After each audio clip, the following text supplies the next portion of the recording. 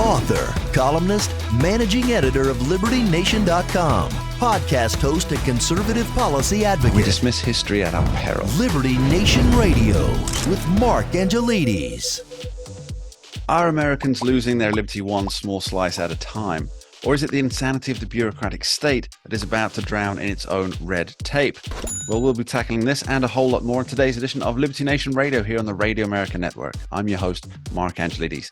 Remember, this show is proudly sponsored by libertynation.com, where you can access podcasts, breaking news, analysis, and a range of biting and brilliant shows to whet your appetite for freedom and your fondness for the great American Constitution.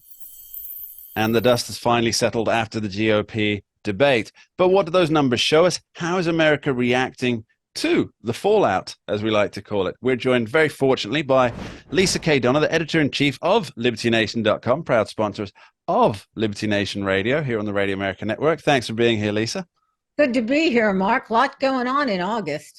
There is, right? It's dog days? I don't think so. I mean, of course, dogs are awesome. So, let's call it dog days for that, because it is an awesome month. There's been so much happening. And I think the arrest of Donald Trump and the GOP debates are a wonderful capping to the month. I think this has been just a fantastic August. What's your take? Well, not so much what's your take on the GOP debates, because you can read that on the page of libertynation.com. What's America's take on the GOP debates? Well, it was really interesting. When I was watching it, I was thinking to myself, nobody here is clearly the winner, but a lot of people did themselves some good. It's clear that Nikki Haley did herself some good. It's clear that Ramaswamy may have done himself some good, but I do think he had a few drawbacks as well. When it came to DeSantis, he had the most to lose, right? Because he was the front runner on the undercard, I guess you would call it. But it didn't, even though he put in a fine performance, it didn't look like it was his venue, his where he shines the most. But still, he put in a very good performance. It's interesting because I think what this shows you is that people need long form so that they can really get to know the candidates. Didn't you think that it helped getting more than a 12-second soundbite of somebody? Well, you and I have talked about this. We talk about this all the time. You've got places like Joe Rogan's podcast, Dan Carlin's Hardcore History, that they're long-form shows that captivate people. And it's well worthwhile, because how are you really going to persuade the people with any depth or substance if you've got 12 seconds to respond and you've got Chris Christie barking in your ear the whole time? You're just not going to be able to give any substance to it. And, that's why I enjoyed watching the debate, but I felt that we didn't really hear what we needed to hear in terms of how are you going to make the country better. We didn't hear it. We just heard a lot of quips and attempted zingers and trying to be the next meme, or not trying to be the next meme is probably a better way to put it, isn't it? All right. I sort of take a different approach on this because I'm a long-time television person. I've spent many years in television. And what I think happens during a debate is that it's not really about substance. It's about getting to know these people one-on-one. And that is the key, because everyone's looking at the nonverbal communication. Studies show that 55% of our information that we take in is through our eyes, basically how people talk, what they're saying. And for Ramaswamy, for instance, even for all his bomb throwing, et cetera, I saw a younger man than I had expected, who seemed less experienced and who had a little bit of arrogance about him. Very type A guy, very smart, has a lot going for him. But there was just an edge to him that I thought showed a little bit of immaturity. So I do think that the long form is important. But you're right. I think the reason Joe Rogan and places like that are getting so popular is, what horrible thing would happen if Fox or CNN or CNBC let somebody talk for more than 12 seconds? Without being challenged, well, they would have to offer profound apologies for, we didn't challenge him on every third word in his fifth sentence. It would be a shame. Now, Lisa, you have your special focus group, which is rather unique and rather exclusive, and I think it covers the pretty much the most important demographic in America, in my opinion. And you've been reaching out to them to find out what they thought of the debate. Give us some insights, please. Well, I thought some of the highlights were absolutely hysterical. One guy, a man from Ohio, was sort of down on the whole group, and he said, Tim Scott is very engaging and likable, but has that Joel Osteen presence about him.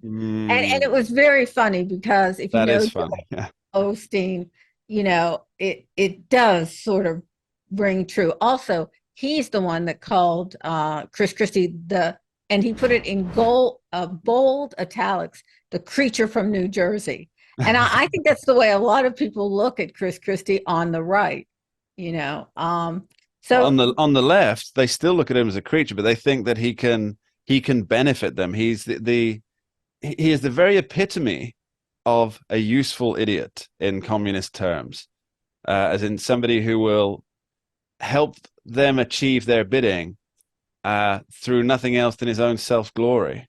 And he doesn't understand that he's being used. Well, no, I think he wants to be used. That's his goal. Yeah. I mean, it's his masochistic streak, I'm sure. Who else would become governor of New Jersey, right? Unless you're a masochist. One thing I've noticed since the debate is that the Ramaswamy DeSantis people are starting to peck at one another. Yes. Like we have a trivia quiz every Sunday, just for fun. And we got a reader writing in, Ramaswamy was ahead of DeSantis to begin with. And, people are just starting to peck at each other, because of the polls. And what really happened since how much movement has there been, Mark?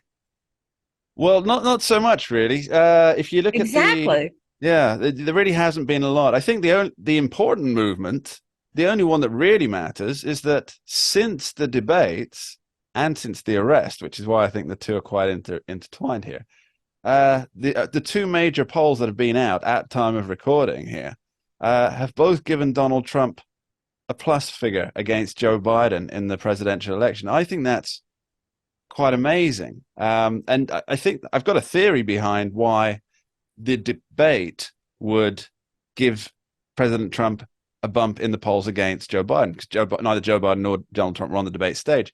And that is that they saw that there's not really that much difference between the leading contenders. I mean, obviously, we can discount Mr. Pence, we can discount Chris Christie, Asa Hutchinson, and good old Doug Burgum. Bless it. Poor Doug Burgum, let's not forget. But yeah, so what's happened is you've cut out the ones who are not going to make it the distance, and you've got the others, and there's not that much difference between them. It's either Trump or nothing, but perhaps Trumpism without the Trump. But what's happened is people watched the debate and they thought, well, you've got this, but then you've got Donald Trump, and so you may as well go for Donald Trump. So it's not so much Joe Biden's figures have dropped, it's that Donald Trump's figures have solidified. They firmed up, which is where they weren't before the debate. And so the last two polls, he beats Joe Biden, which is a bit of a turnaround. It's edging down that gap. Okay, but here's the thing. Nobody's looking at it the way it should have been looked at, which is who made himself look like the best VP candidate. Yeah. Because if Trump is where he is, then we're really looking at VP. And, the problem with Ramaswamy is he comes off as too alpha male. I think for Donald Trump, he needs somebody like a Tim Scott to balance him out, which is, I think, why he probably picked Pence to begin with. And Pence trying to come off as alpha in sort of this pious eminence grise way is just not good. I didn't think it was a good show for Pence. Well, on that point, it's a point that your husband, senior political analyst of libertynation.com, Mr. Tim Donner, who's one of the keenest political, that wasn't for your benefit, I'm sure you remember who he is, one of the keenest political minds, in my opinion, in America today. He points out that because there's only one term left, that perhaps somebody with a bit more fire behind them is the key choice for a VP. And I got this image in my head that if you want to tear something down, you're better off with two gorillas. Yeah, that's a good point. And he does make a good point on that. I just can't imagine Trump for 4 years with somebody who is, very alpha. And in a lot of ways, Nikki Haley showed that alpha female very much to her. but I think she did herself a lot of good. But I don't see her as a number two to Trump. Scott, I think, would make a nice balance. And is there anything really wrong with Scott as a president? I think a lot of people would agree with you on that one, Lisa. Lisa K. Donna, thanks very much. We'll be back with Lisa after this short break. Don't go anywhere. Thanks, Mark. We dismiss history at our peril. Liberty Nation Radio with Mark Angelides. Are you better off now than you were 4 years ago? That's the question that Ronald Reagan asked of voters in his one and only debate with Jimmy Carter. And that's a question that voters are going to be asking themselves this time around, 2024. Are they better off now under Joe Biden 4 years down the line, as it will be, than they were under Donald Trump? Now, we're very fortunate to have back with us Miss Lisa K. Donna, editor-in-chief of libertynation.com. Earlier in the show, we were talking about the debate, the fallout of the debate. But now I'd like to get into a little bit more fun stuff, Lisa, if we may. And you wrote a fantastic article recently on Liberties Lost. And it wasn't quite the Faustian epic that many of us might think by the title, but it was more, I guess it was an overview of basic liberties that affect everybody on a daily basis that have disappeared under the Biden administration. Lisa, what gave you the idea to kind of write this article? Well, I started thinking about it. You know, there's two categories. There's the big liberty category and the little liberty category. Under the big liberty category, you have things like freedom of speech, freedom of religion. You list the amendments on your fingers, right? Right. Under the little category, right, you've got stuff like shower heads and gas stoves. But, you know, anyway you look at it, big or small, there's still losses of liberty. And I think, you know, it's good to enumerate these and to really sit back and think about it for a while.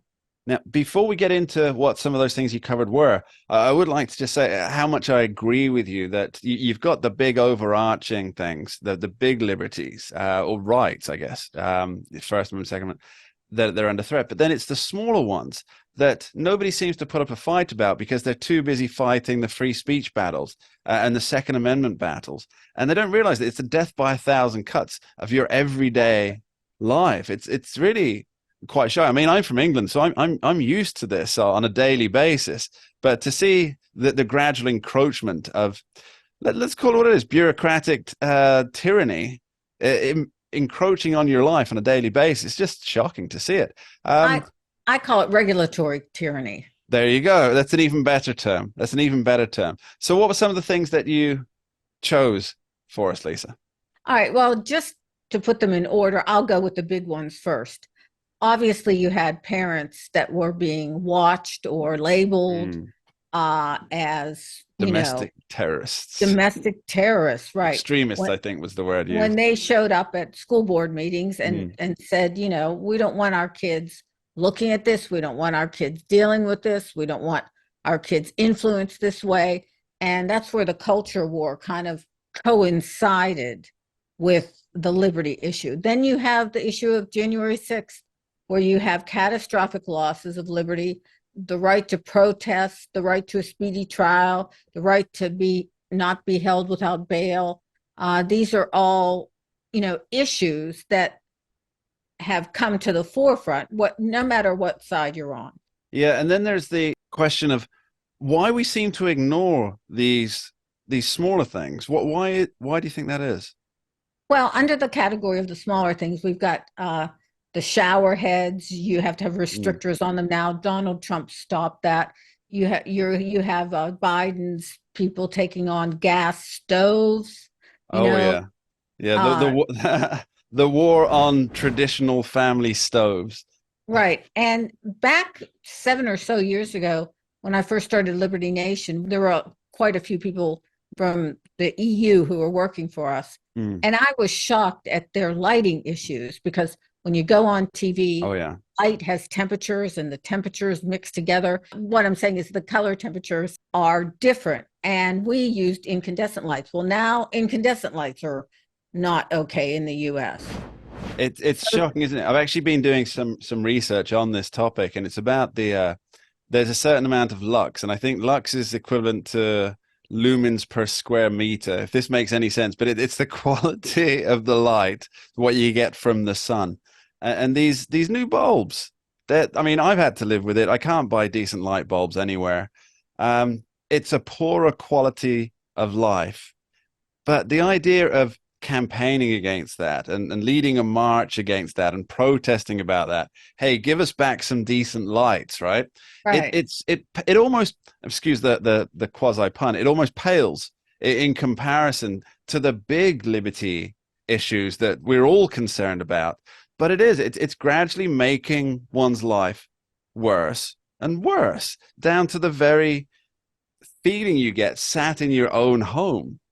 Well, this regulatory tyranny really, it hits all facets of life. I mean, look at the air conditioner units. So we found out recently when one of our air conditioner units broke that they can't fix it because they don't make the coolant that goes inside it anymore. It's illegal, whatever. So we had to get a new unit. You know, I think that there's so many of these things, and a lot of them have to do with climate change. I mean, that's a big subliminal, messages that are going. You can't use this kind of water pressure. You can't use this kind of air conditioning unit. You can't use this kind of light bulb. And, by the way, we want your dryer to be this and your washer to be this and your dishwasher to be that. I mean, it's getting really. Lisa, on that subject, I suspect that we would have a lot fewer issues if somebody were to nail down whoever's making these decisions within the agencies and say, if we follow your regulations, will it stop what you claim are the worst excesses of climate change? And they've got to answer yes or no. I've always felt this would be wonderful, that you put somebody in an electric chair, and if they don't answer yes or no, you give them a short, nothing fatal, of course, just something a little bit painful, and they've got to answer yes or no, and that's all. Because it doesn't seem to me that while China's opening a new coal-fired power station every single week, I think is the latest number, that what kind of light bulb you have in your pantry is going to make a huge difference, is it? Yeah, it makes you feel kind of like, what do you have control over? And why is the government trying to control everything? I mean, now out in California, they're testing new EV trucks, okay? The trucks that deliver, say, things from the port of, in California. So what they found was that a regular truck now, a gas truck, they have to stop, they have to refuel, it takes 15, 20 minutes. The EV trucks are going to take 4 to 6 hours.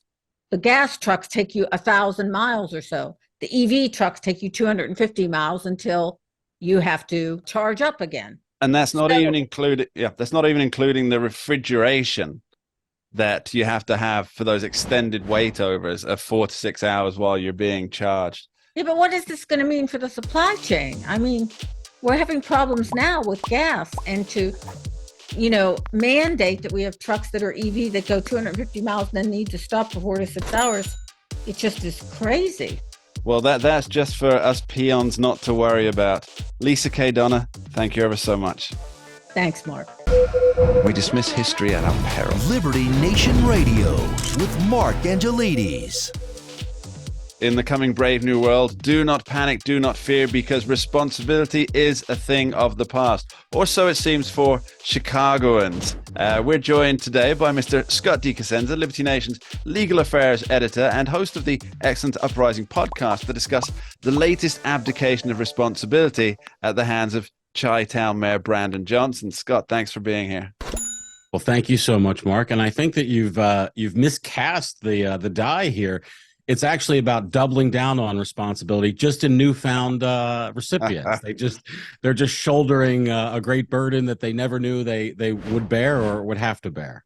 For those of you who are confused within the first 43 seconds of our segment here, just what's happened in Chicago is Mayor Brandon Johnson has decided to sue specific auto manufacturers. Scott, could you tell us why the good mayor, the replacement of Miss Lori Lightfoot, also a mayor of some, let's call it talents in a certain direction, why Mr. Brandon Johnson, Mayor Well, Brandon boy, if Johnson, you thought is that Lori suing Lightfoot's automobile manufacturers. if you thought that Lori Lightfoot's elevation to, I'm sure she's on like the Greater Chicago board or something like that now. She's probably got a Well, she is gazillion now, dollar. actually, just as a brief aside, she is, I believe she's starting term this year as a chief professor at one of the big universities on justice, which is Mark, interesting. if you let me go on with my speculation, it was going to be Sorry, associate. It was please. going to be associate dean. I had actually elevated her past. She sold cheap. I'm sure that the benefits package though for her is probably the amount of dollars per credit hour she's being paid. But if you thought that was going to be the end of craziness out of Chicago, you are wrong. Brandon Johnson has decided to heap responsibility for car thefts. Chicago, of course, is plagued with murders and all manner of lesser crimes, including many car thefts.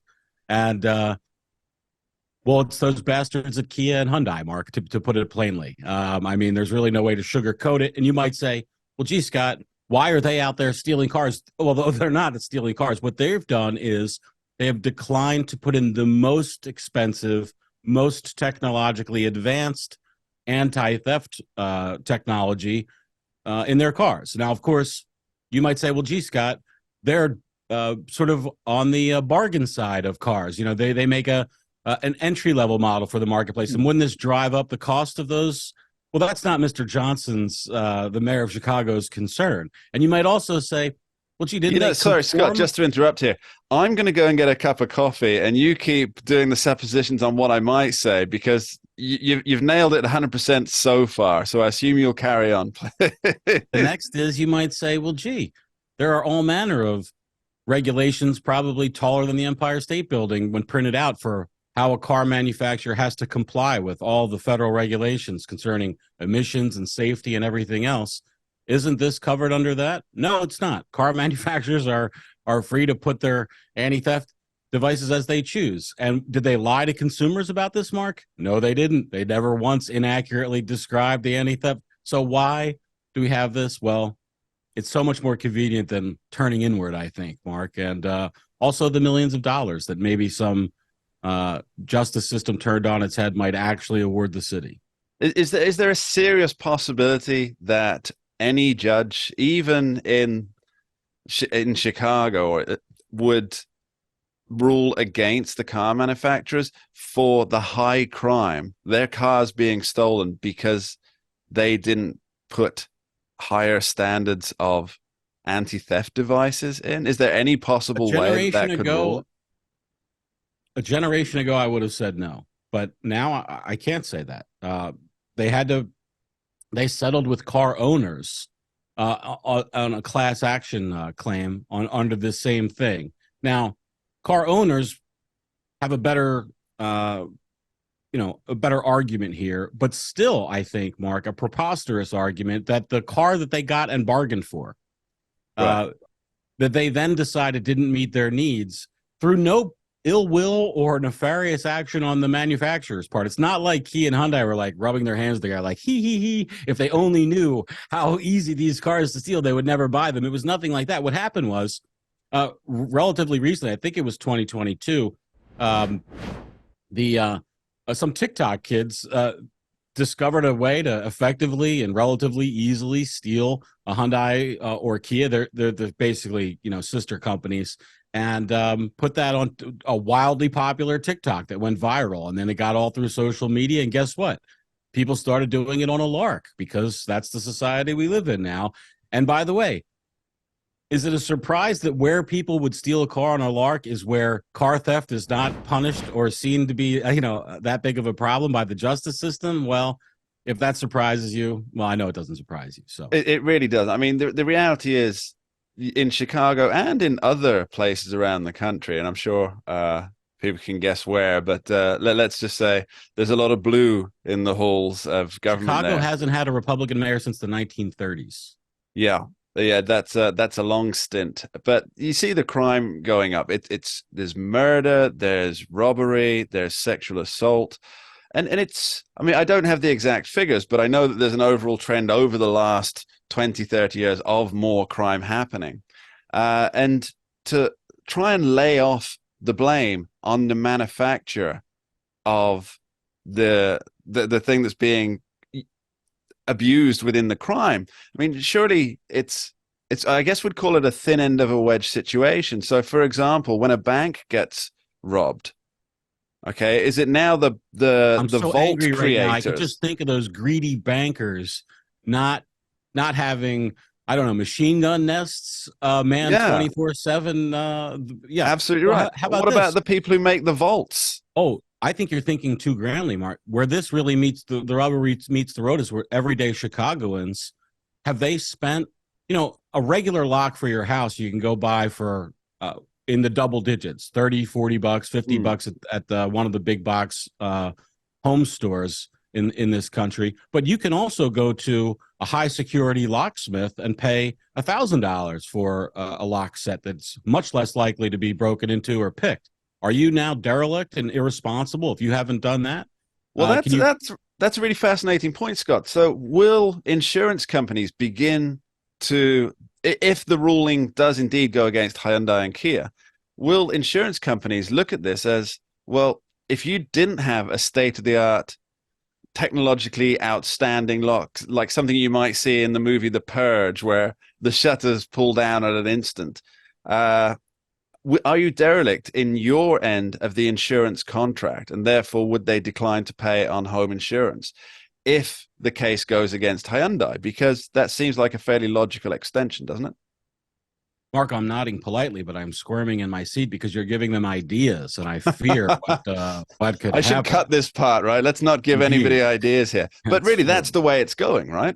Yes, that is the way it's going. And of all places, it'll happen in Chicago first, I'm sure. Almost certainly. I mean, it seems that through an act of abdication of responsibility for the disgusting rate of crime within Mr.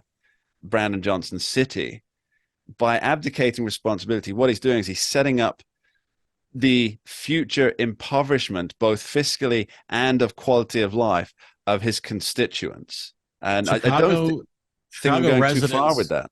Oh no, it's actually not far enough, because you have to then add to the pile that the Chicago police have not been policed or regulated in the last 100 years. And in fact, their misdeeds have been celebrated and rewarded. And so you have a police department, the culture of which is rotten through with excess and really wholesale violations of people's civil rights. That's the only sober way to explain what the Chicago police have done and do on a regular basis, is act like their own thuggish street gang. So I don't know where the answers are for the people of Chicago, but to suggest it's in the deep pockets of the Hyundai Corporation, I think is a fool's errand as an understatement.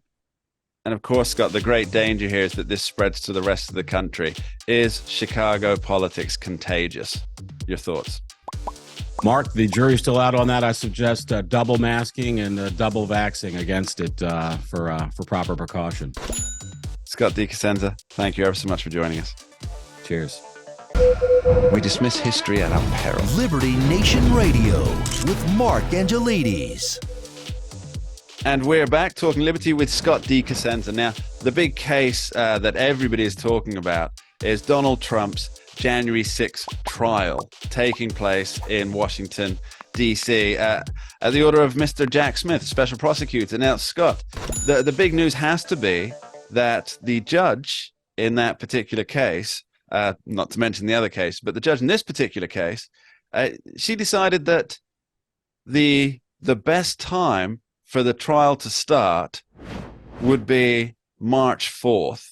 And when that dropped, my jaw dropped equally far, Scott, because I realized straight away that that is literally 24 hours before Super Tuesday, where 15 states will states will be holding their Republican Party primaries. I think there's one caucus in Utah, so 14 primaries, one caucus. Now, Scott, I'm just dumbfounded by this. I find it difficult to really get my thoughts straight, but I'm reminded of a James Bond saying, a quote by Ian Fleming: "Once is happenstance, twice is coincidence, third time is enemy action." Now, this seems beyond coincidence to me that this drops the day before Super Tuesday.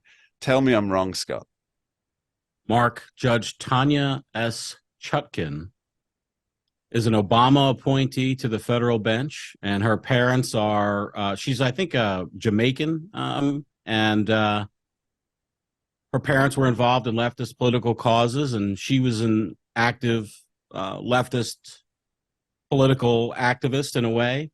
But how dare you suggest politics has informed her decision to, by the way, at her sole discretion. I apologize, Judge. I apologize, Judge, for this decision at your sole discretion. She had the entire discretion as to when to place this. And I did speak to an acquaintance who was a clerk for a federal judge and has intimate knowledge of the scheduling of these sorts of things. And I asked him, am I not seeing something here? Is there, describe this process to me. Is it as simple as the judge looking at her calendar?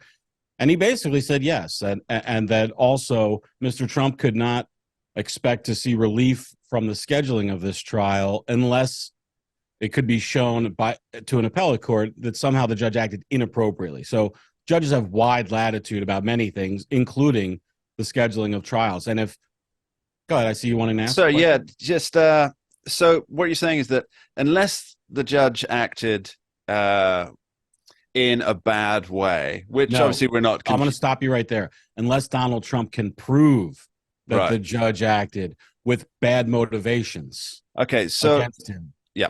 So then, if the trial date is detrimental personally to Donald Trump, but also detrimental to his campaign, which will affect the outcome of an election, that doesn't matter. The only thing that matters is if that Donald Trump can prove that the judge acted willfully against him. If the judge had even though there are negative impacts, it's about the judge's motivations. Yeah. That's all that it's about. Well, that's interesting. It's about the motivations, because isn't the entire case against him about motivations also? Mark, this is about applying the law to the facts. That's all it's about. And just because the decision to prosecute is political and made by Donald Trump's chief rival for the office of president of the United States, I don't understand why you would think there are political motivations behind the decision to investigate Donald Trump for years, to then charge him in federal court in Washington, D.C., and to schedule that trial right during the time when he's contesting the nomination for the Republican Party. All those things, sure, they'll be totally damaging to Donald Trump politically, but I don't know where you get off questioning the motivations of those who are implementing those decisions, Mark. Of course, I would never question such motivations, Scott. That would be highly inappropriate, I'm sure. Now, this... By the way, to be sure, yes. I would be beyond surprised if anything ever arose where there was evidence that Judge Chutkan, discussed the trial and it'd be damaging. Yeah. So she knows what to do without, in fact, she may not even be consciously aware, meaning her entire life, I suspect, is dedicated towards the advancement of politics that are anti the goals of Mr. Trump. Certainly, just like if I were the judge in a Hillary trial, I may schedule things damaging to Hillary and not even in the front of my mind think I'm trying to do this to damage somebody who I wish, may not be successful in attaining public office. So the odds of this being moved are basically zero. The odds of the trial date being moved are basically zero. Oh, but no. What seems to be happening? That's not true, Mark. I don't think there's zero. And here's the reason why. We had Donald Trump's attorneys appeared in court, and they didn't get the trial date that they wished for. But one of the things that was discussed was whether they would poll the potential jury pool. That is to say, the residents of Washington, D.C., who will be drawn, in basically the venire, jury call it, and that's called the venire, and with a mind towards saying these people are hopelessly biased against my client, he can't get a fair trial, and we should move it. And I think they actually have a decent chance at that. The reason being that D.C. voted for Joe Biden in numbers greater than that. I think outside of the inclusive of all the country, they hold the record for the percentage of vote that went to Biden. I'll tell you a personal story of somebody else who moved to Washington, D.C. Some years ago and presented themselves to vote for the primary, and the election officials could not find their names on the election rolls. And only after searching for almost an hour did they come up with the idea of, wait a second, are you a Republican? And they said yes. And then they went to this little card box, where like a recipe box, where they kept a few Republican registrants. That's how few residents of the district identify and register as Republicans. And so Mr. Trump may have a decent shot at getting that trial moved to a different federal courthouse somewhere else in the country. So obviously it'd be purely speculative, but where would that be? I don't know. I have to look into that. Okay. Now, moving on to other, I believe they're daisy-chained cases is how it's being referred to, where he's got to go from one court to another. There's the court case in Georgia coming up. Well, by the way, we have state court in New York, by the way, before Georgia, still in March. So that we're still in March of 2024, and he will go to trial on the Stormy Daniels affair per the court's calendar. Now, that remains to be seen if that trial will actually occur, but that's what's on the schedule. And then Georgia. Okay, so when it gets to Georgia, I believe that there's some doubt over whether all 19 defendants and their army of lawyers will be there's no doubt in my mind, in the same court. Yeah, they will. There's quite a bit of doubt here, right? Because some of them are requesting their right to a speedy trial, which will bring it forward prior to the date when presumably Donald Trump will have to face the court. But there's also Mark Meadows, the most recent former chief of staff under Donald Trump at the White House. And he's been looking to move his case to a federal court rather than a state court, which is where Fani Willis, the DA, is in the process of trying to bring that case at the moment. And that could mean that also Donald Trump could follow suit and have his case moved to a federal court. Now, what's the rationale behind that? Mark, that trial will not occur with all those defendants together in state court. I am 100% certain of that. The breadth of the conspiracy alleged is too fantastic. The chain that connects the events together will be broken by some other court, and they won't allow this woman to try these 19 people. This being Fani Willis, the district attorney for the Atlanta area. It would never pass muster if it were just a street gang alleged.